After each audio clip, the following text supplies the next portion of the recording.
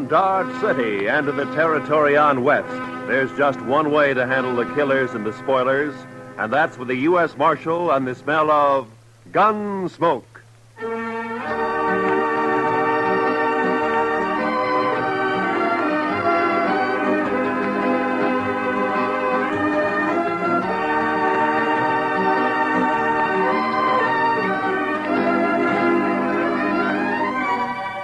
Gunsmoke, starring William Conrad. The story of the violence that moved west with young America. The story of a man who moved with it. Matt Dillon, United States Marshal.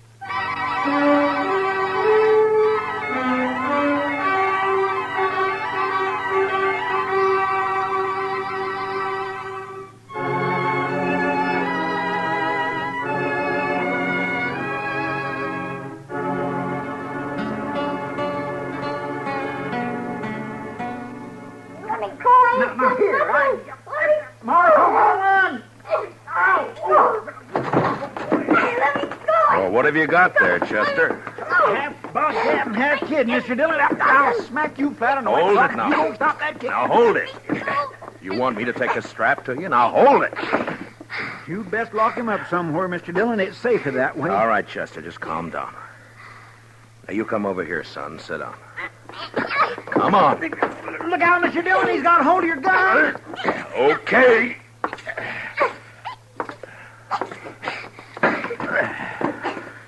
Now you sit there. And don't you move an inch. You hear me? Not one inch. He is a mean little bug. Now what's it all about, Chester? What's he done? I ain't done nothing. Now you hush your mean little face. This here place is the law, and you're talking What's to the he marshal. done, Chester? I ain't done nothing. There, you I hear told that, you. Mr. Chester? Dillon? Yes, sir. Well, sir, I don't rightly know what he's done. That's what I told you. I ain't done nothing. Mr. Dillon, I was walking down to the office when I see this kid. I know most all the sprouts in town, but not him, so I says, hello, and he starts running. That's what he did? Yes, sir. And that's why you brought him in here? I sure did, Mr. Dillon. I figured if a kid runs away from me for doing nothing, then he's been up to something, so he must have done something. You know what I mean? No. Now, what's your name, son? I ain't done nothing. All right. Now, what's your name? I ain't saying. There, you see what I mean, Mr. Dillon? Just plain, ornery, mischievous. You little live boy. here in Dodge? I ain't saying. All right. Well, he's probably a runaway, Chester. I guess we'll have to lock him up until somebody comes looking for him, huh? Best thing in this whole wide world to do, Mr. Dillon. Just look at where he gnawed my thumb. Best thing to do. Come on, You ain't gonna lock me up? Have you got a better idea? We got to do something with you. Let me be on my way. Well, where do you live? About 4 miles out. Oh. Oh, sure.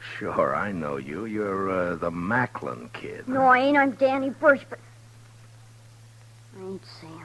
There, I knew he wasn't town kid. I just knew that, Mr. Dillon. What did I tell you? Nothing. Now, if you'll just close up a minute, Chester, we can get this settled and Danny can go on his way. Now, you say you haven't done anything wrong, son? No. Your ma know you're in Dodge this morning? Guess so. All your chores done before you came? No. Well, maybe you better go on back then, huh? Your ma might be kind of worried. Guess so. You, got a horse? Yeah. Okay. So long. And take it easy. I can go now? Sure. Go ahead, Danny. You're Marshal Dillon, ain't you? Yeah, that's right. Well, I guess I come to Dodge to fetch you. My sister sent me. Oh? I wasn't going to, but I got to now because I promised Lily. She made me swear on Rattler's buttons. And I figured if I didn't see, I wouldn't be telling no lie if I told her he wasn't around. But now I seen you. No, hold on. Your sister wants me to come out with you to your place, is that it? Yeah. Why? On account of Pa. None of us gives a hoot except in Sister Lily, and she's just acting like a girl. Oh, what's happened to your pa? He's gone off again, shooting up the cattle. Thing is, he took 2 guns with him this time and a whole mess of bullets. Lily's just scared. Your pa been drinking a little, maybe? I guess. Anyhow, he goes loco and stays that way for a long while. But it's like Dave and Donald say. He'll get over it. He always does. They're my brothers, Dave and Donald. They ain't worrying. Uh-huh. Now, you want me to go out with you to help find him. Is that it? I don't want it. Lily does. And I had to swear on rattler buttons that I'd fetch her. Oh, yeah, sure. Well, it's good that you did. Chester, get your stuff, will you? We'll ride out with Danny.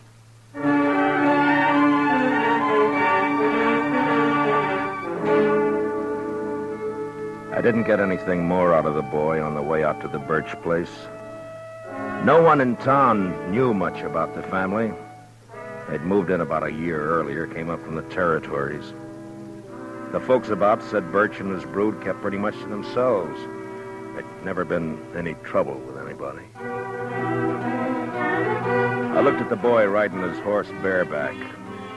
He was nice looking enough, but there was something the matter with his mouth. It was too hard. You could tell he wasn't a kid who did much smiling. Maybe with his paw acting that way, I didn't blame him. He sure rode his horse proud, though.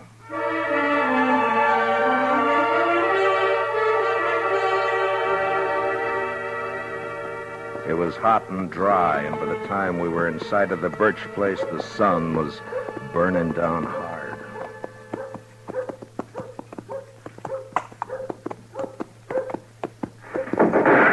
Oh. That'd be Donald, I figure. Yeah, there he is. Kid, get off on that horse and get over here. You're gonna get yourself a licking. Lily made me go. It's not my fault. Do as I say. Now, you, mister. The name's Dillon. I'm the U.S. Marshal out of Dodge. Your brother asked me to come out and help. Don't need no help. Shut up, Ham. Nothing to help with. Danny, you heard. Put the horse away and get in the house. You ain't giving me no licking.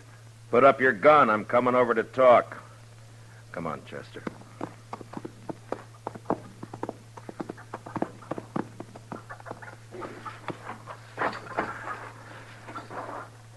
It's against the law to shoot a man in cold blood. You know that? Shucks, I wasn't aiming at you. I was aiming at a rabbit up in the rise there. Your horse is scared away. Mm-hmm. Well, now, what about your paw? What about him? Have you found him? Shucks, he don't need to be firing.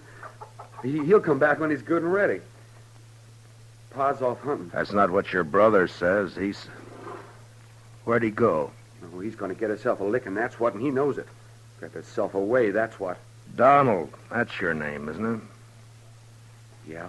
Well, look, I'm not one to interfere in family matters, but if you do need help, I mean, if your paw's shooting up cattle like Danny says, well, maybe he'll be practicing next on people, and that wouldn't be so good. Oh, that brother of ours, he's a dirty little liar. No, he's not, Donald. I'm glad you came, Marshal. You come into the house, please?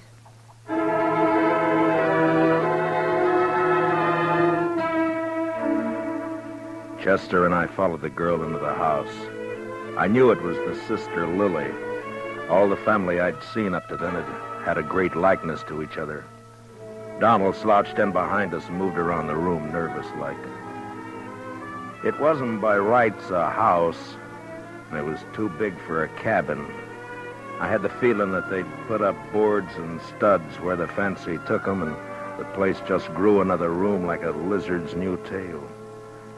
I don't know what it was, but I got a funny feeling. It was too hot, and something was wrong. All wrong. And the girl Lily looked square at me with hard eyes.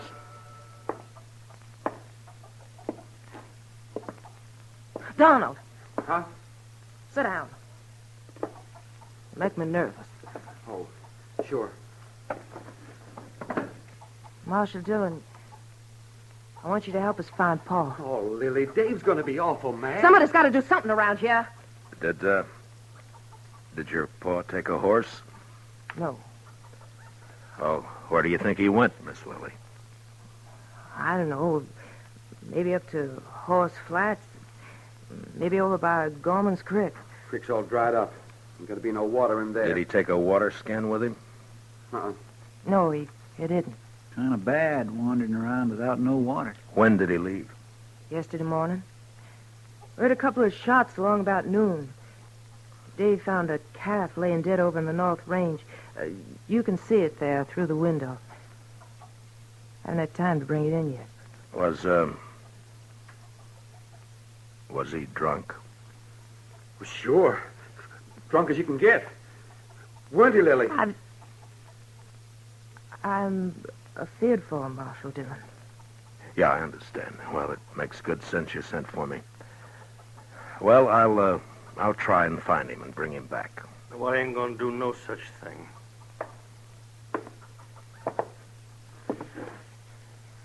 You that Marshal fella out of Dodge? This is Marshal Dillon, Dave. My brother, Dave Birch. How are you? I told you, Lily. Told you keep our business to us, not outside. It's got to be somebody else's business the way it is, Dave. And you know it. No such thing, Lily. I told her, Dave. I told her. I knew you was going to be mad. I figure the four of us, you and your brother here, and Chester and me, ought to be able to get him in before night. Now, mister, I told you we don't need you. Nor no one else. I'll be obliged you get off this property. Dave! Shut up, Lily.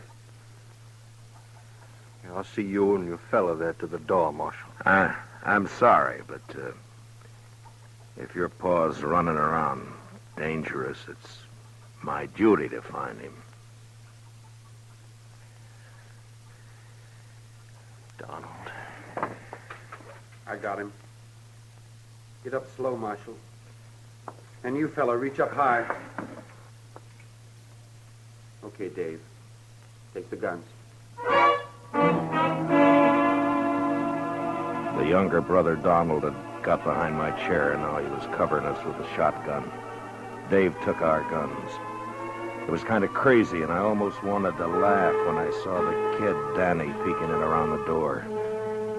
But then I saw his eyes, and there was the same thing in them. Hard, angry, as in the others. The girl started to say something. Then she shut up. Now get on your horses and ride back. And I don't want you out here again. This ain't no matter for the law, and you're trespassing. You're making it a matter for the law right now. You know that. Start walking. Them guns is U.S. property. Okay. I ain't no thief.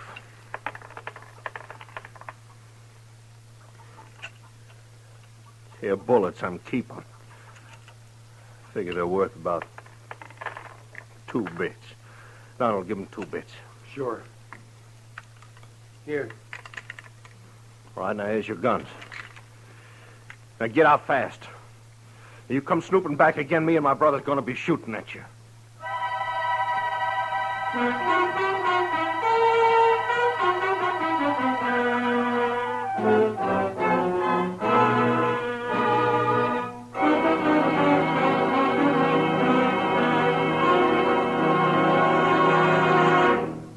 We will return for the second act of Gunsmoke in just a moment. But first, for centuries, arthritis and rheumatism have plagued mankind. And it's only in the last few years that science has begun to find hopeful avenues to explore toward relief and cure. The Arthritis and Rheumatism Foundation, established in 1948, holds a yearly drive to obtain funds for yet more concentrated research. A contribution to this year's drive, sent simply Arthritis, in care of your local postmaster, will help this fine work to continue for the eventual benefit of everyone. And now for the second act of Gunsmoke.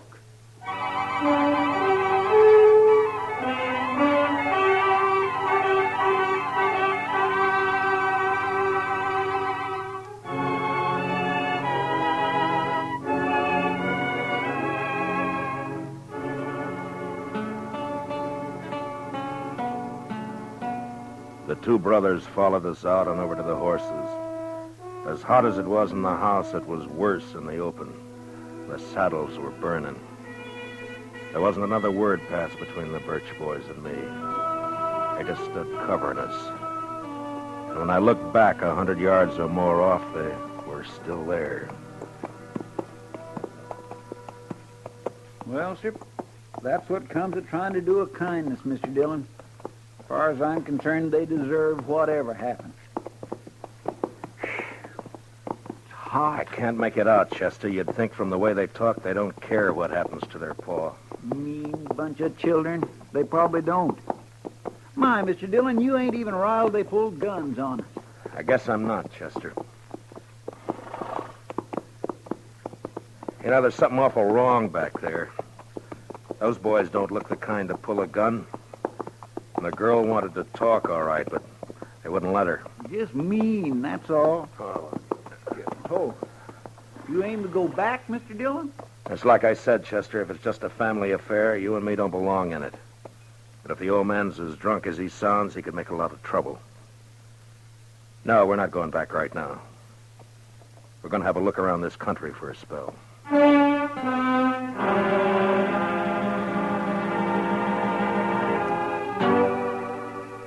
Chester and me covered a lot of ground that morning and into the afternoon. I had an idea that we might find Birch wherever we could find water. Without a horse, he couldn't get too far, and without water, he was going to get sick pretty quick. We rode over by Gorman's Creek, and then up to Horse Flats, and there was nothing. Along about 2 in the afternoon, Chester spotted a carcass lying off the trail. It was a cow. She'd been shot 3 times in the head. Could have happened this morning or yesterday. Uh-huh. Hard to tell in this weather. Oh. Well, the ground's too dry to pick up a track. Might as well take a chance and go over to the hills. Yeah, might be water there. Boy, I could do with some right this very minute. Oh,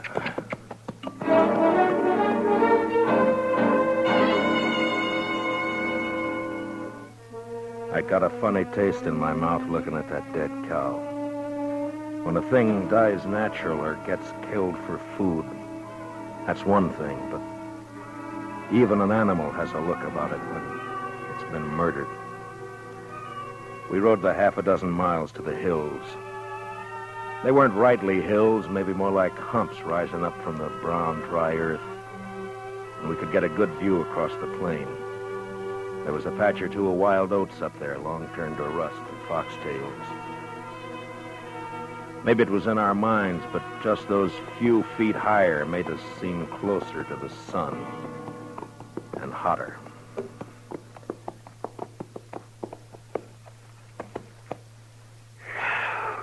You ought to be able to see if he's out there anywhere. Mr. Dillon, he'd be dead if he was. Man couldn't live a morning out there on foot. Well, I don't think he's going to find water up here. Now, look at that. Dry as a bone.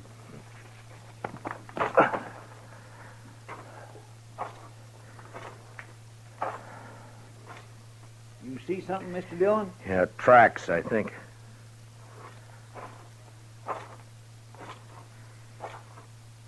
Yeah, he's been up here.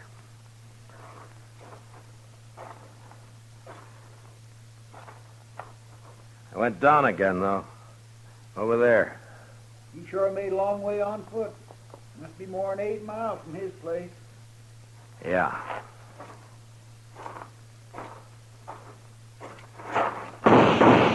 Oh, you darn fool.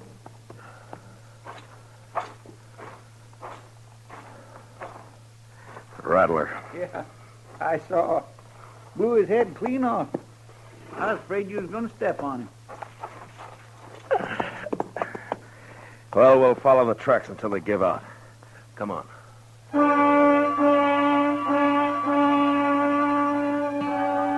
Those tracks kept going in and around the hills. In a couple of places we saw where they'd stopped by a dry water hole, then went on. Then as the hills sloped down to the plain again, we lost them. But the direction seemed to be headed back to the Birch place. That's the way we rode. We hadn't gone more than 15 minutes along when we saw the body of a man and a horse some few feet away. They were both dead.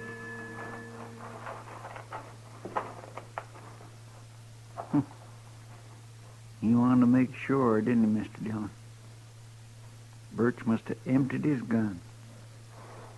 Look at that. Isn't it Jack Mason, one of old man Gorman's hands? Yes, sir. That's who 'tis right enough. Nice fella, too. I knew him a bit. Get him on your horse, will you, Chester, and take him over to Mr. Gorman?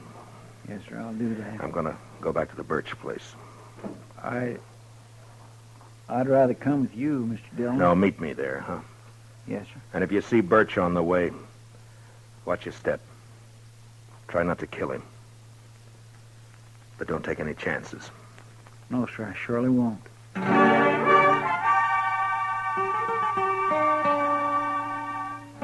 There was killing now, and I wasn't in the mood to talk gentle and kind with the sons and girl at the house. It was the boy Danny that saw me first. He was sitting on the doorstep. He ran inside. And a second later, I saw Dave come out with a shotgun. I didn't give him a chance to make up his mind. Dave! Dave! What did you shoot my brother for? What happened to Shut up, kid. Get inside. Ain't nothing. your arms? Get inside now, you hear me? I'm sorry, but I'm not arguing with you anymore. Where's your paw? I don't know. He killed a man back on the plain away. You're a liar. Told you get in the house, kid. Now get. I'm staying. He's a liar. Pa never killed nobody. Where's Donald and your sister? Outlook. Mister, did he? Did he kill someone? Yeah. Jack Mason, one of Gorman's boys. Don't you say that. Don't you say Danny, it. get me some whiskey, will you? My arm pains. Yeah, I will. But you ain't gonna tell no lies about my pa. You tell him to quit, Dave. Where do you think he is? Donald Hurst shot up Horse Flats when they'd gone up there. And he must have doubled back from the hills. Listen, you told the boy to ride into town and fetch the doc out here. He'll take care of that arm. Okay. When my deputy rides in, Chester Proudfoot, tell him where I've gone, will you? Sure. Marshal. Yeah. Marshal, you gonna kill our pa? I don't want to. Not if I can help it.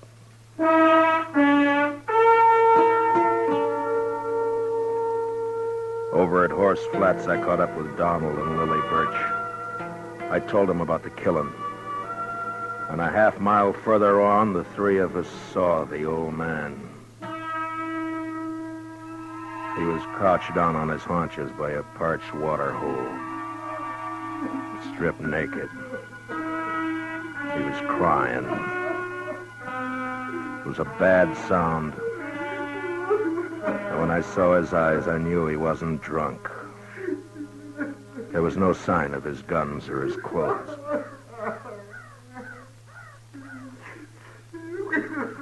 Come on, Pa. It's okay. It's Donald. You're okay, Pa. Come on, home. Come on, Pa, please. I knew it would happen like this. Someday. I knew it would.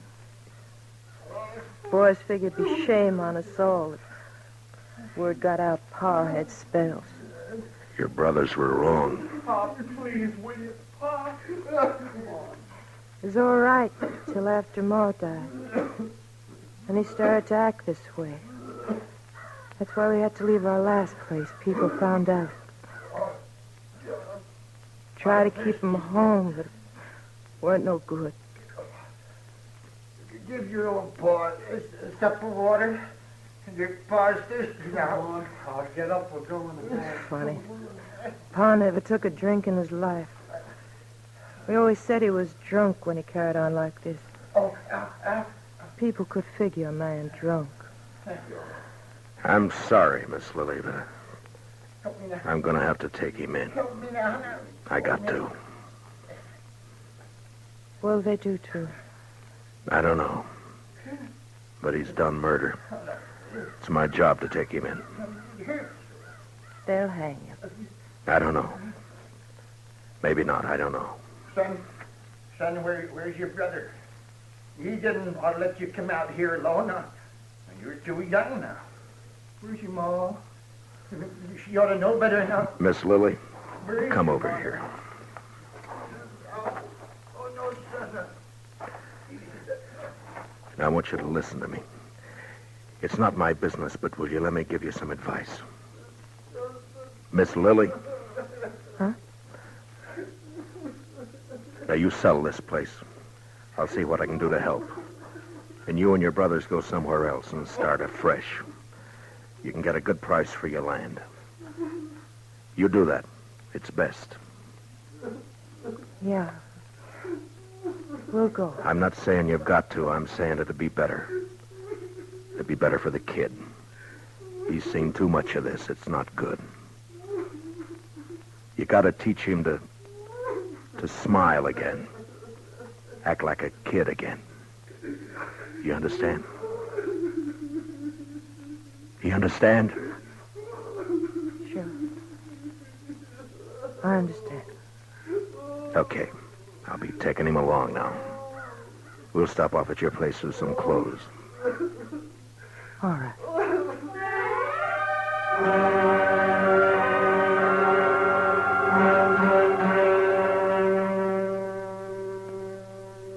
We took the old man back to his place.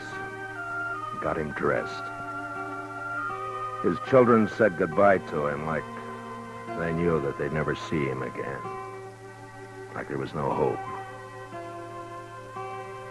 Chester rode in, and the old man seemed real happy to go back with us to Dodge.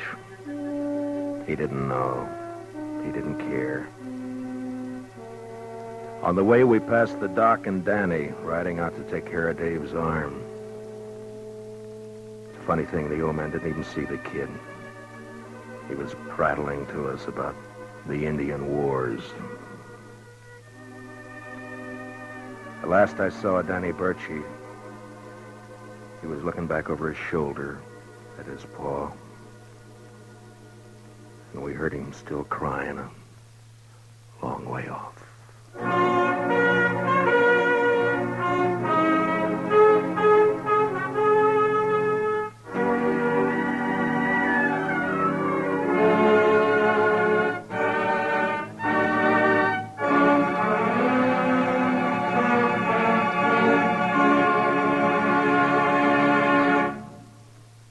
Gunsmoke, under the direction of Norman MacDonald, stars William Conrad as Matt Dillon, U.S. Marshal.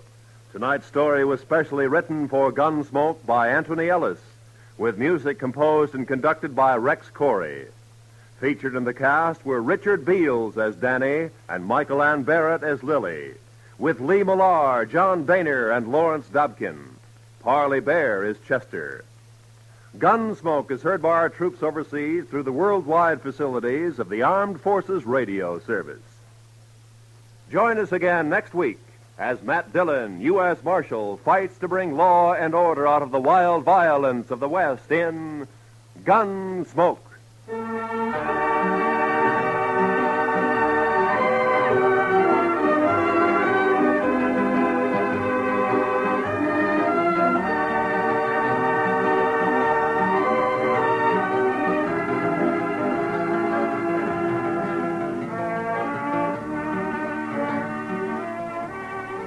The New York Philharmonic celebrates its 110th birthday tomorrow, and in observance, there will be a repeat performance of Beethoven's Symphony No. 5. This work was featured on the first Philharmonic broadcast over 100 years ago. This is Roy Rowan speaking. America now listens to 105 million radio sets and listens most to the CBS Radio Network.